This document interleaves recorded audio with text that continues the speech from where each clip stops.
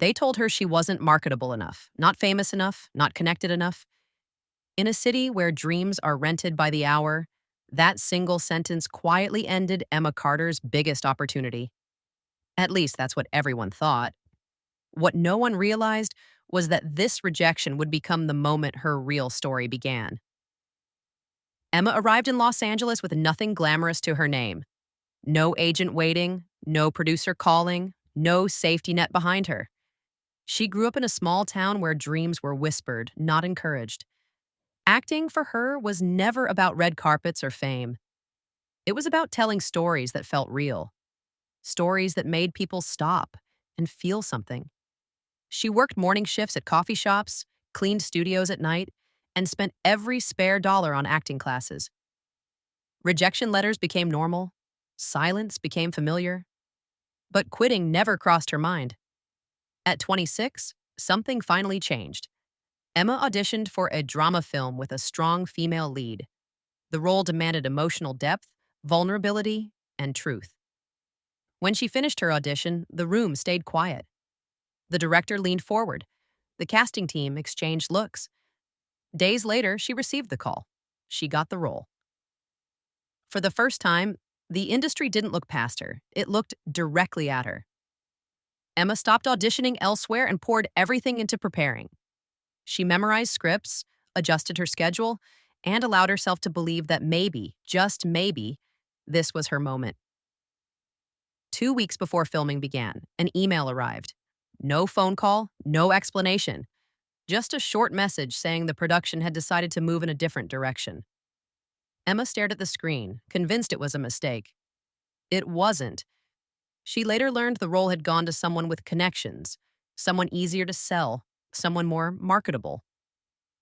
A quiet voice in the industry told her the truth. She was talented, but not profitable enough. That sentence stayed with her longer than the rejection itself. Emma didn't argue. She didn't post online. She didn't demand answers. She simply went silent. Friends assumed she gave up. Casting agents stopped hearing from her. Months passed without a single audition. But while the industry forgot her name, Emma was rebuilding herself. She returned to theater, to small stages where money was scarce, but honesty was required.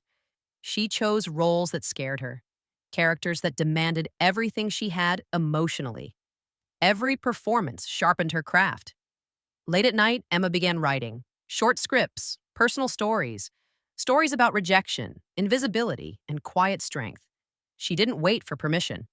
With borrowed money and a few trusted friends, she decided to produce an independent film. No big names, no studio support, just truth. Everyone warned her that indie films rarely change careers. Emma listened and smiled. She wasn't trying to change her career, she was changing her standards. The film premiered at a small international festival. There were no expectations, no press, no hype. But when the final scene ended, something unexpected happened. The audience didn't move. Then applause filled the room. Not polite applause, real applause. Reviewers called her performance fearless, honest, unforgettable. The film traveled from festival to festival. Awards followed. Slowly, the industry that had replaced her began to notice her again. One afternoon, Emma received another email. Same studio, same producers. They wanted a meeting. This time, the conversation was different. They spoke about vision, depth, and long-term collaboration. They spoke as if the past never happened. Emma listened carefully, then she calmly declined. She wasn't angry. She wasn't bitter. She was simply no longer available. Emma didn't chase Hollywood again. Hollywood adjusted to her. Streaming platforms offered lead roles. Directors trusted her instincts. She chose projects that mattered to her, not projects that begged for approval. The actress who replaced her faded quietly. The producers kept searching for authenticity they once ignored. Emma became the benchmark they measured others against. She never exposed anyone. She never sought revenge publicly. She allowed time, discipline, and patience to speak on her behalf. Because the most powerful revenge isn't loud. It's becoming so successful that your absence becomes someone else's regret.